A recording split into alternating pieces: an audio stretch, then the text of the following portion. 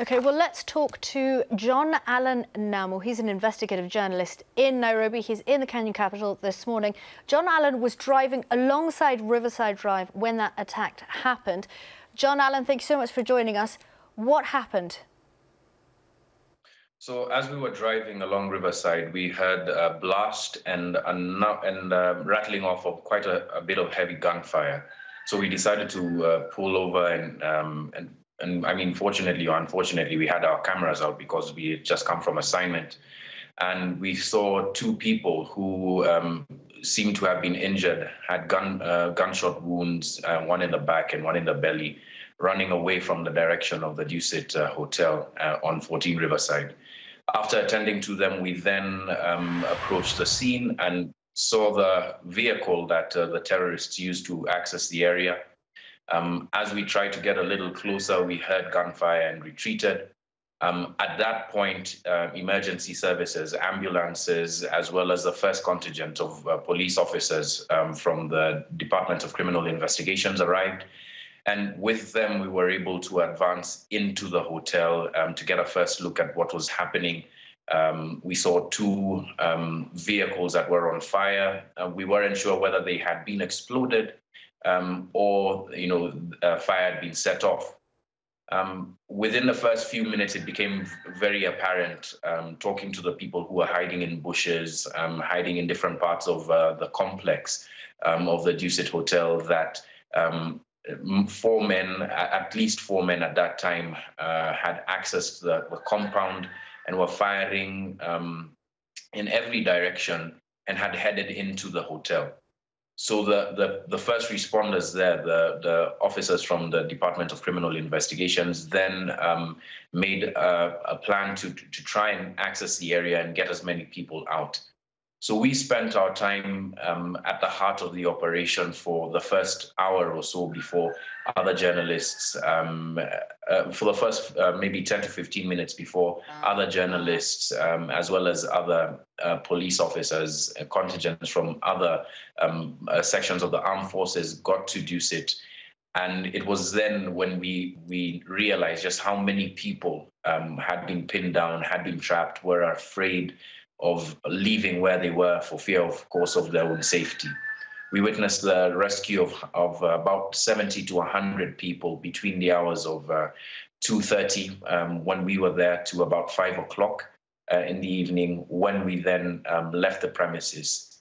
It really was an incredibly bizarre, horrifying moment to have been there, to have witnessed some of the first moments of the attack as it unfolded, as well as just the tension in the air and the difficulty with which the officers from different sections of Kenya's police had to operate under those circumstances.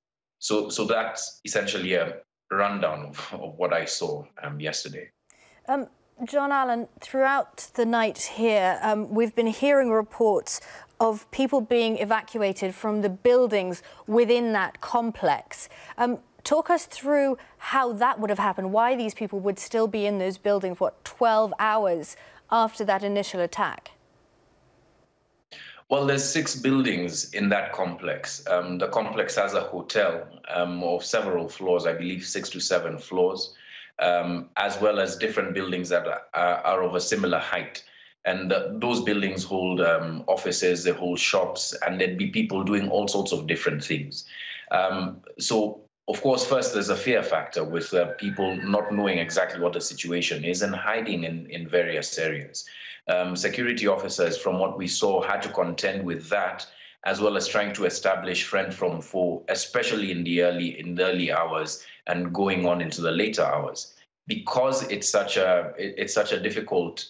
In terms of the rescue effort, it would be difficult for security officers to be able to establish who exactly is a friend, who exactly is a foe, especially going on into the night when people are trying to hide and keep as safe as possible in at least 6 buildings. So that's why to my mind, it might have been difficult for people to leave or people to be rescued as quickly as possible.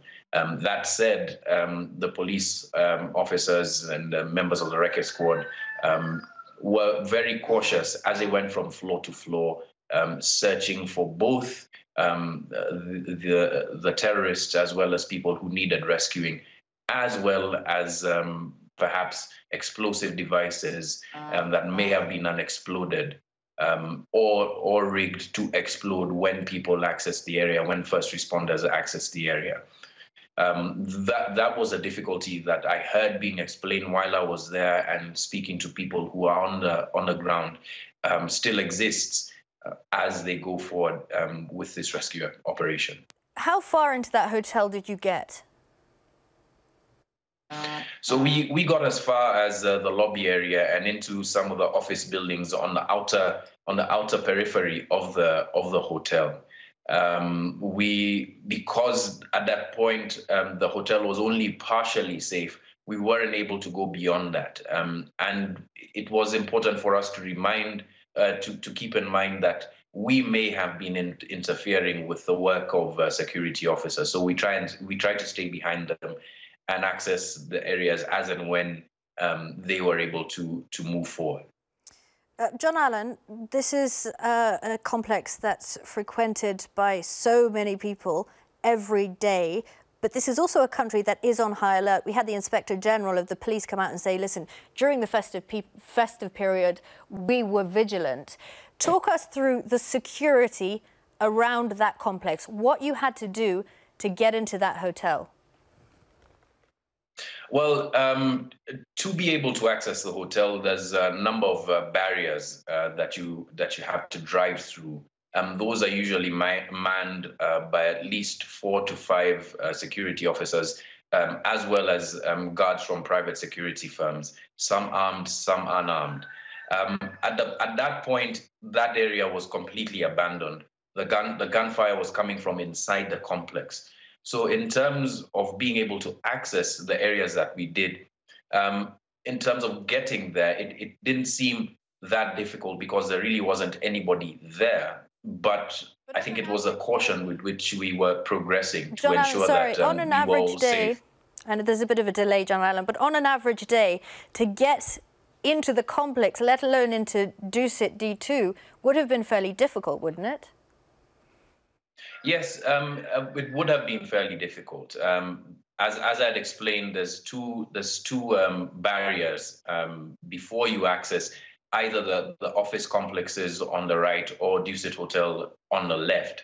And as you access Dusit Hotel, there's right at the lobby, there's the screening devices, there's security officers, there's armed personnel, as well as unarmed private guards.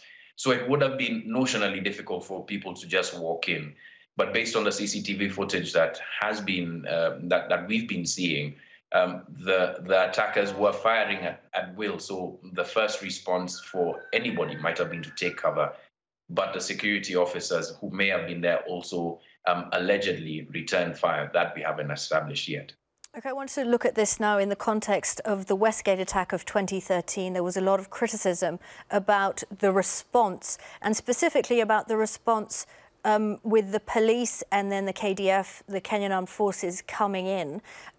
In the rhetoric that we've had from the Inspector General and from the Interior Ministry, they have reiterated that it is the GSU. In the response at the General Service Unit of the from the paramilitary wing of the police, in the response to this attack, has it been different to the response that you saw, that we saw during the Westgate attack of 2013? Yes, it has been markedly different. As soon as we got there, we noted, and as soon as the officers who arrived at the scene first, we noted quite a bit of clear communication between between the officers themselves and civilians. When officers from the Rescue Squad or the General Service Unit arrived, there seemed to be very, very clear communication between these units. And as they broke off into different groups, you could hear them communicating either by shouting or on radio call. And it seemed as if there were quite a number of officers there and first responders there that were quite well drilled in terms of how to extract people. So given that I covered the Westgate attack in 2013, this was markedly different. The officers were communicating well. They were moving very quickly, very quietly, and were trying to reassure people as they rescued them, identifying themselves every time at every stage, and constantly shouting back to one another to ensure that nobody behind them who perhaps was accessing the scene later fired into the crowd or ahead of them, so that there wouldn't be the kinds of things that we witnessed at Westgate. Okay, so where does that leave us now, John-Allan? We're seeing live pictures of the scene, a heavy police presence still there. I think that is the Red Cross also there. We've had conflicting reports about what's happening within that complex. Obviously, it's cordoned off. Everyone's been pushed back. The police saying, stay away. Where are we now with that situation? Do we have any idea? From what I've been told this morning, there have been short bursts of gunfire that were heard in the neighborhood, in the surrounding neighborhood, in the area. As far as I know, the situation may not have moved as much since the early hours of this morning into maybe 1 or 2 a.m. this morning. So that the police seem to still be trying to sweep through some of the buildings in the complex, perhaps also to try and rescue, because we aren't sure whether everybody has been rescued yet. At least I'm not sure as to what's going on right now with respect to the rescue, but that's the information that I have so far. Okay. John-Allan Namu is an investigative journalist in Nairobi. Thank you so much for talking to us this morning, John-Allan. Okay, well, our team have landed in Nairobi. We're going to be updating you on the situation throughout the day here on Sky News. But coming up, with Brexit, the other big story today, only 72 days away.